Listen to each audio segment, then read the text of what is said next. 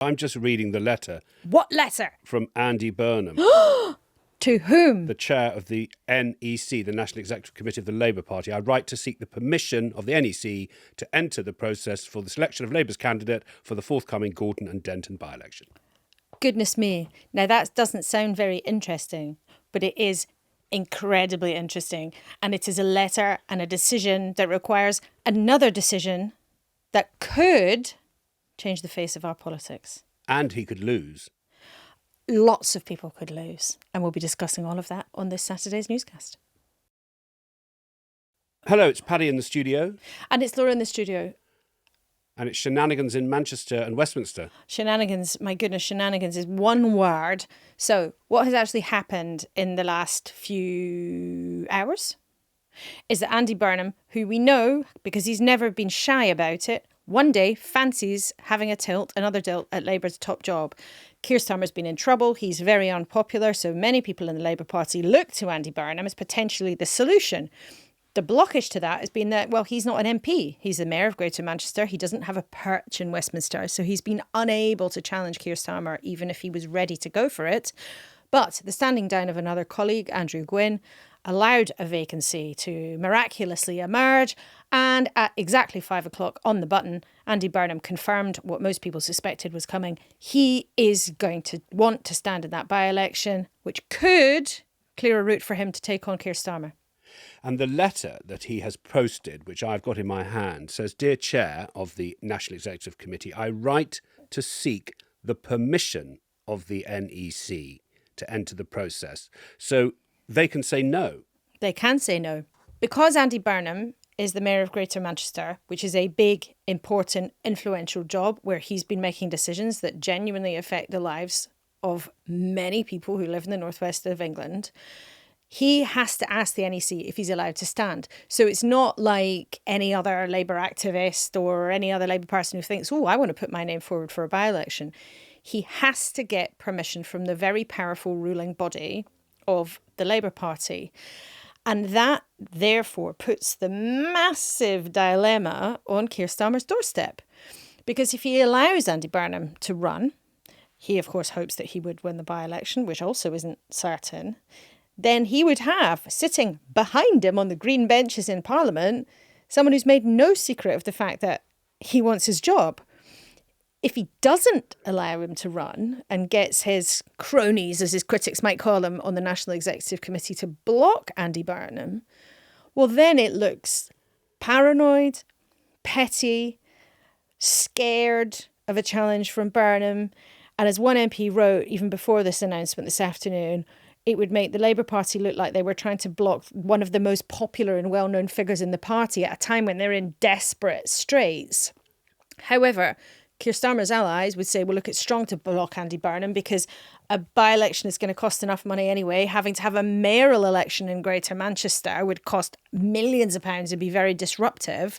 And as one of them coyly put it to me a few minutes ago, does anybody really think he's doing this because he cares about the good people of Gorton and Denton, the constituency that he's got his eye on now? That's a very good example of the briefing that's been going on. And in fact, there's a word in here which implies that Andy Burnham is taking a swipe. He's used the word poison. Have you seen that?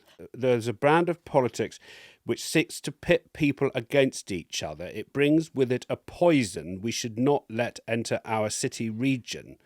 I see this by-election as the front line of that fight for the Manchester way. So he's essentially saying Reform are going to try and win that by-election. Reform's going to try and get a foothold in Parliament through a seat in Greater Manchester. And he, Andy Burnham, sees himself as the person best placed to fight that off. Now, Reform was second, actually, in the general election in that constituency, but they were quite some way behind. It was not one of those seats where Reform was just, a whisker off. However, fast forward a year and a half, Reform have been way ahead in the polls for a long time. So, of course, they will fancy themselves as strong contenders in that seat. He says, I would be there in returning to support the work of the government, not undermine it. And I have passed on this assurance to the Prime Minister. So there has been a conversation between Manchester and Westminster, between Andy Burnham and Keir Starmer. And he's implying that it's all fine and dandy if he gets there, because I'm just going to be helping the government along in the best way I can to help Labour. And actually what he's not saying in the letter is, I could be there to take the Prime Minister's job. Well, yes. I mean, the problem is, even though he's saying my role in returning would be to use my experience to help it go further and faster, which is, of course, a sanctioned Team Starmer phrase. How many times have we heard Rachel Reeves, for example, and others say further and faster? The fact that he says, I'd be there to support the government, not undermine it. Does Andy Burnham want the Labour Party to prosper? Yes. But yes, also, is Andy Burnham deeply attracted to the idea of leading the Labour Party? Yes, that too. And there will be people, I'm afraid, in all sorts of perches in the Labour Party who just actually do not believe what he is saying in that letter. You shouldn't have to point it out, should he? It's like, if it's all mates together, you don't say, I'm not going to undermine you. So there's something... But if we turn to the NEC... Yes. How many people on the NEC have a say in this decision, and has the number of people changed from a normal NEC decision on a Monday? Yes, and what's going to happen, I think later tonight, but possibly not until tomorrow, because this is all happening quite late in the day on Saturday, a small group of officers of the NEC, people like Lucy Powell, the deputy leader, are going to make this decision. This is not going to be a decision that's going to be made by the whole NEC, which has a few dozen of it, lots of union representatives, people from different bits and different parts of the Labour Party. So this will be the sort of inner core of the National Executive Committee. And the crucial thing there is, until quite recently, I think it would have been fair to say, well, Keir Starmer pretty much controls the NEC. It was his first job as opposition leader, get control of the mechanics of the party. He did that quite successfully in the first year of his leadership. He got the NEC and then built on from there. However, Labour's had such a hard time in the last 18 months. There is a bit of a question mark about whether or not all of those people sitting on the NEC and even the small inner group, whether they really are a cohort that Keir Starmer can safely rely on. Now, there's no question, a senior figure in the party once said to me, Morgan McSweeney, the powerful chief of staff to the Prime Minister, although probably less powerful than he was, he said they'd rather burn Downing Street down than ever let Andy run. But it could backfire. What kind of a look is it for number 10 if they look so itchy and so kind of thin-skinned that they can't even allow somebody to come and be an MP? Flip side, of course, of that is maybe they'd be nuts to let him in because they know he's got eyes on Keir Starmer's job. So it's really difficult for them as well. The deputy party leader is Lucy Powell, and she spoke before the release of Andy Burnham's letter. I will want to know that we are putting forward the best candidate that we can, that we are putting forward a real choice to local members. But I also, as deputy, want to make sure that we're working as one team in service of making this Labour government, led by Keir Starmer, be successful, and that we win elections and that we change the country in the way that we said we would. Now, it's fascinating, isn't it? Because he sacked her. Keir Starmer sacked her.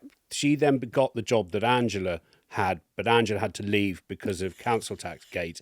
And he wasn't really wanting Lucy Powell to be the deputy leader. So does that mean that Lucy Powell automatically wants Andy Burnham? Well, I think, Lucy Powell, as a powerful woman in her own right in the Labour Party, I think has been unfairly characterised as being some sort of handmaiden of Andy Burnham. She was a cabinet minister. She was a shadow minister for a long time. She's got her own mandate as deputy leader of the Labour Party. So to sort of suggest that, she's just sort of some like Andy Burnham cheerleader, I think is a load of old guff. And people probably wouldn't say it about a male politician, frankly. Let's just put that on the record there. However, her saying that openly today definitively made it harder for the party machine to try and block Andy Burnham. And it made it harder for him not to run, I think, not least because also Sadiq Khan said the same. Angela Rayner said the same. So through Saturday, while we were all doing this sort of willy won't he kind of thing, which he was probably quite enjoying the attention, most politicians would, you had a succession of senior Labour figures going out into the public domain and essentially saying, hey, well, yeah, sure, he should run. And sure, Keir Starmer shouldn't block him.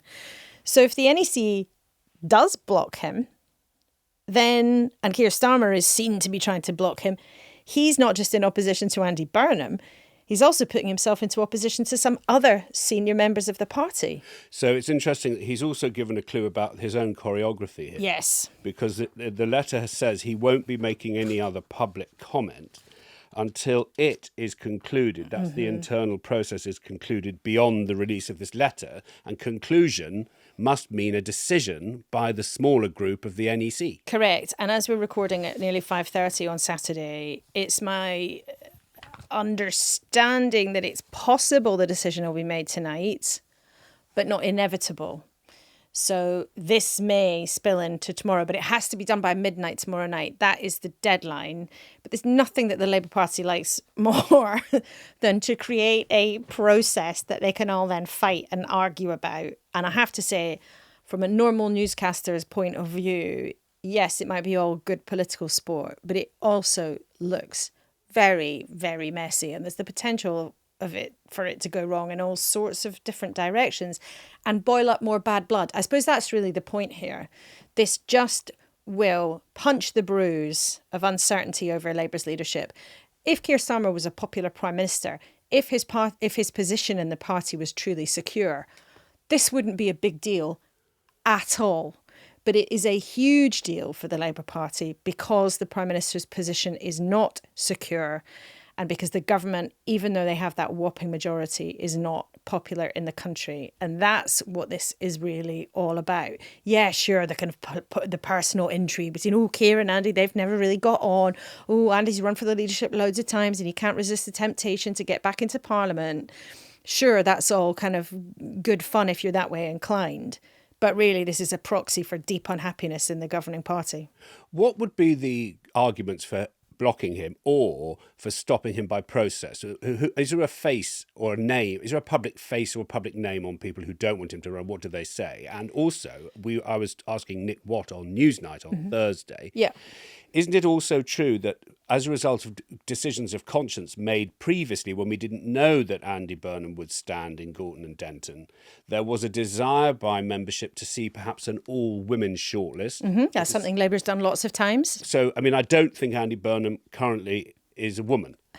So is it possible that there could be a sort of prior standing agreement in Gorton and Denton that we don't know about, which could be cited as a reason why he can't run? Yes, I mean, Labour Party HQ could say, wow, this must be an all-women shortlist. That they could try and find a get-out and they could give that as a reason for blocking him.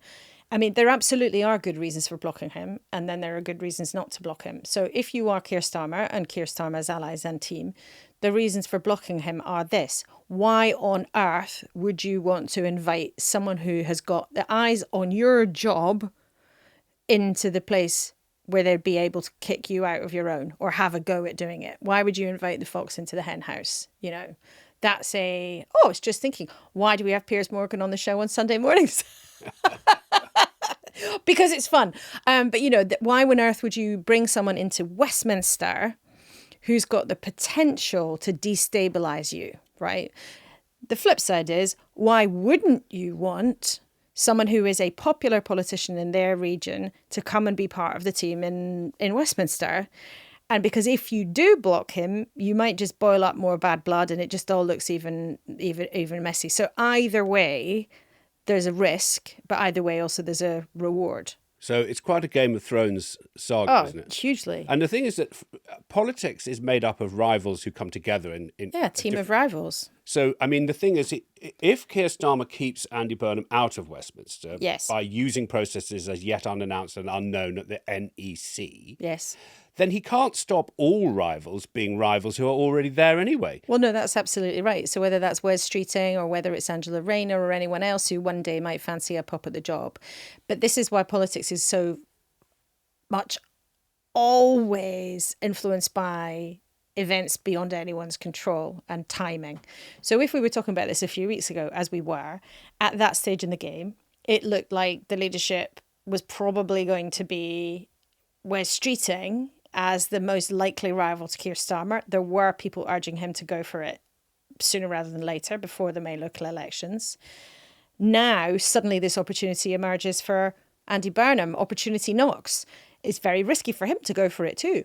What happens if he goes for it and Reform have a blinding campaign in the by-election and actually win the seat, humiliating the King of the North, by which point he's had to give up his mayoralty in Greater Manchester? Now, if you look at the polling, well, I mean, who knows? That looks unlikely looking at the last general election result, but nothing, as we know, is impossible these days in politics.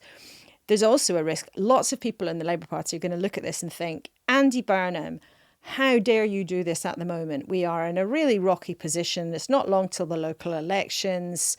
You've really are taking the mick by coming and indirectly challenging the Prime Minister in this way. And also you've raised the by-election itself, which is the public-facing part of this. At the moment it's party-facing, isn't it? So I think we've discussed that. But if we do discuss the slate, am I not right that that could be filled with some very big names from other political parties and other political groups? Who knows? There's a rumour that Zach Polanski might run, the leader of the Green Party. I mean, he is a London Assembly member, but he was born in Salford, I think, correct me if I'm wrong, but Salford certainly in Greater Manchester, so that he's got links to the region. He's obviously been on the up recently. Would he fancy a tilt at going into Parliament? Don't know. Let's see. That could be fascinating. There was a whisper also that Zia Youssef, who's a very senior member of Reform, but who's not yet in Parliament, he might have a go in a by-election. I'd say that's not confirmed either. But by-elections often become these sort of weird, wonderful, and also very high-profile tests of political popularity. George Galloway, as one example, or some of the Lib Dems' enormous successes. For example, when they won in Amersham in the sort of dying days of the Tory party under, I think that was still Boris Johnson, but who knows? They all moved on so quickly. Yes. At that point, it's all a bit of a blur. But these are unpredictable. By-elections are really, really unpredictable. And it's a fascinating snapshot of our multi-party moment in politics. We don't know yet if we're calling it permanent, but we know it's a multi-party snapshot. Yes. So this by-election, you've just raised some fascinating names. Yeah. It could be populated by people who represent the primary colours of our multi-party moment. And that's before we even get to Screaming Lord Sutch or the Monster Raving Loonies. Yeah. I mean, who knows? By-elections at a very febrile time all sorts of things could happen. It could be incredibly interesting, but even, how Labour gets through the next sort of 24, 36 hours also could be very bruising. I mean, of course, for Andy Burnham, were he to run and then lose, that's a complete disaster zone. The other reason, a good reason for Labour HQ blocking him, is that they don't want to have to find the Spondoolies to have a big mayoral contest. So a mayoral election costs lots of money. You can bet your bottom dollar if Andy Burnham is not in the mayoral contest, they're going to really want to have a big name in there to be sure that Reform doesn't manage to win the mayoralty. I'm kind of giving myself a headache here with all the different but that's a good reason for a Labour HQ. Why would you put the politics at risk of one of the biggest cities in the country where they've had a successful Labour mayoralty? Why would you want to do that? I should say that the letter also says that he will help Labour's campaign in Manchester. But yes, the thing is, there was a whisper yesterday that he was trying to get one of his famous mates in that part of the world to stand as Labour mayor. No idea whether there's truth in it or not, but Gary Neville's name was doing the rounds as some kind of person to take his place. And of course, he appeared in a Party Political broadcast with Keir Starmer. So, putting a popular former footballer on the ticket might be something very interesting. I've got another point to make, so I'm going to get my pen. Oh, you're pointing at it? I'm pointed at the ceiling. That's one of my things. Or you're doing ceiling. Because I do. Rude. Leans forward, point pen. It'd be rude pointed at you. But actually, it's not a bad thing to be blocked, because you still can return at another by-election in the future when you still have a Prime Minister in some trouble, maybe more trouble in the future, but let's assume the same amount of trouble. And you've then got the sobriquet of Blocked Burnham.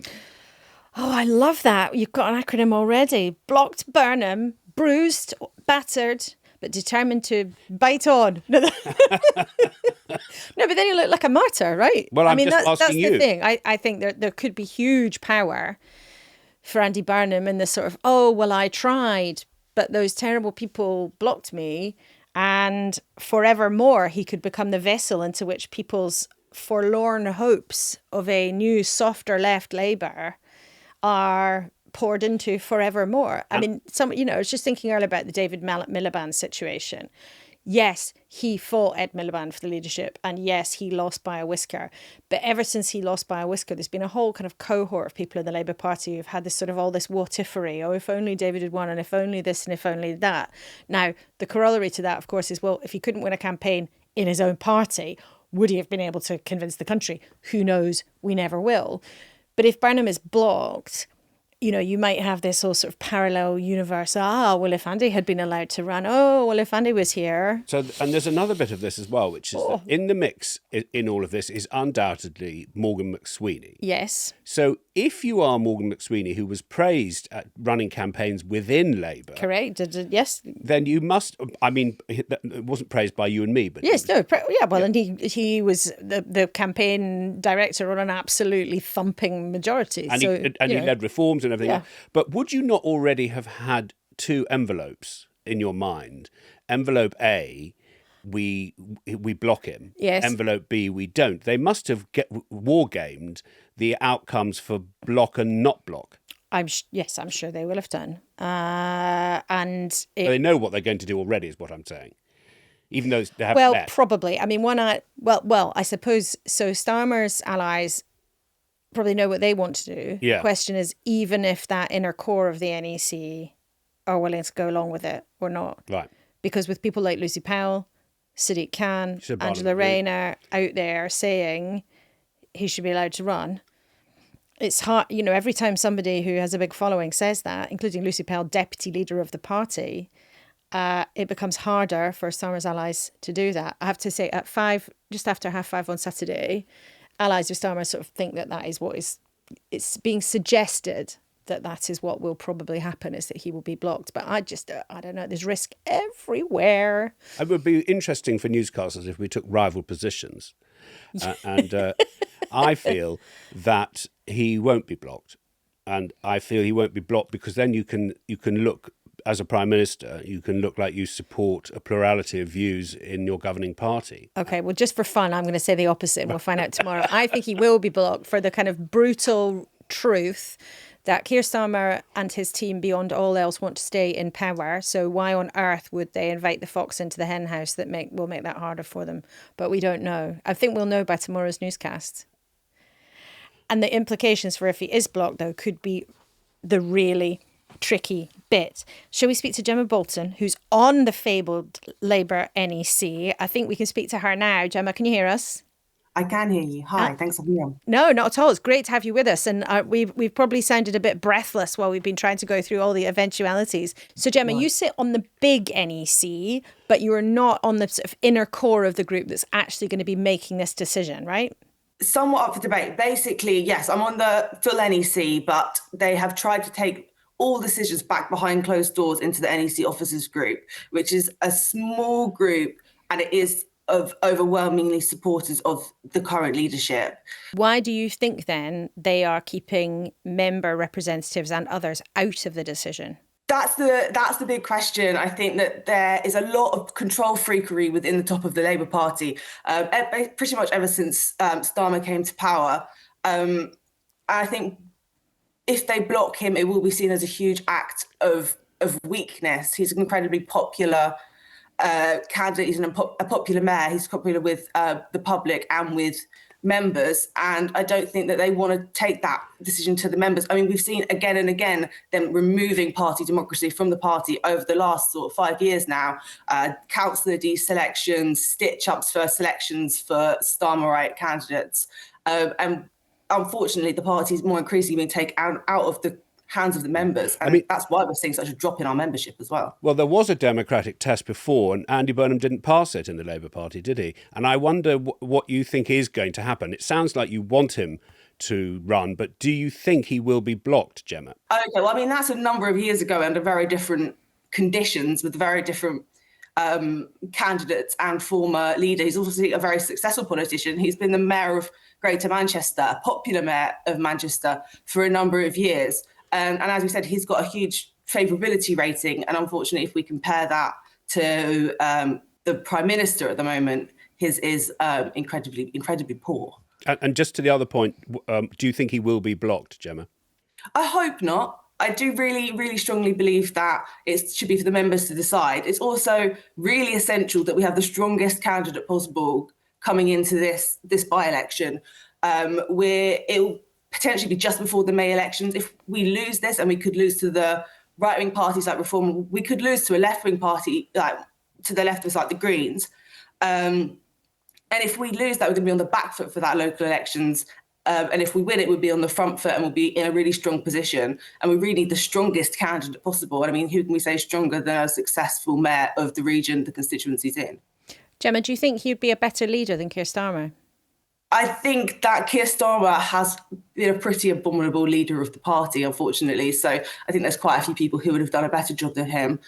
We've seen complete flip-flopping, backtracking on a range of issues, some really horrific policies on with fuel allowance to child benefits they had to roll back on. So I think that's quite a low bar to be asking that question, unfortunately. So Burnham would be better? Well, yes. Gemma, thanks so much for talking to us. It's been a really busy afternoon. It's great to have you with us on Newscast. Hope to have you again soon. Thanks very much for your time. Thank you. How interesting to hear a serving member of the Labour Party's ruling body say that Keir Starmer's leadership has been abominable. Her word, not ours. Abominable, which just goes to show that what this is really about, this whole hoo-ha, ha-hoo, is about deep unhappiness in the Labour Party at how the government has been performing. Of course, in political parties, you can always find people who moan about the leadership. That is bread and butter. But to use a phrase like abominable is really quite something. Interesting, just in the last few minutes, Ed Miliband, a cabinet minister, has said on stage at the Fabian conference that he hopes Andy Burnham will be allowed to run and that the people of Gorton, the constituency party of Gorton and Denton, should be able to choose their candidate. So look, what might happen is even if Keir Starmer's allies want to block him, if you've got more and more senior figures saying, let Andy run, is Keir Starmer going to have his knees cut off by his own cabinet? Because I was just thinking there will be newscasters who found what Gemma Bolton said to be very strong from someone who is in the Labour Party and on the National Executive Committee of that party. Yes. It is a sign of the pickle that they're in if this is the strength of opinion on the day of the actual decision, Andy Burnham's decision at 5, right up to the wire.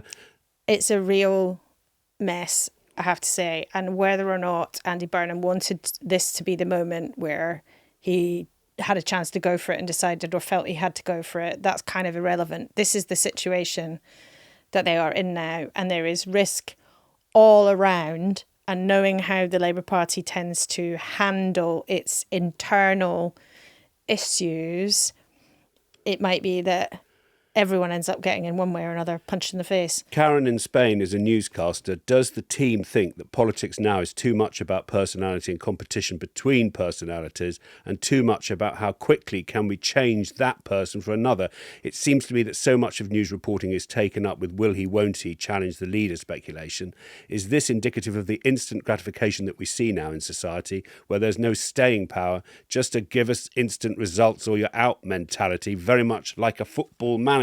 I think two things are true. I think, one, the pace of news now is incredibly quick and quicker than it used to be. So I think things flame up and burn out faster than they did, partly because of these things, partly because of the media landscape and the world that we live in.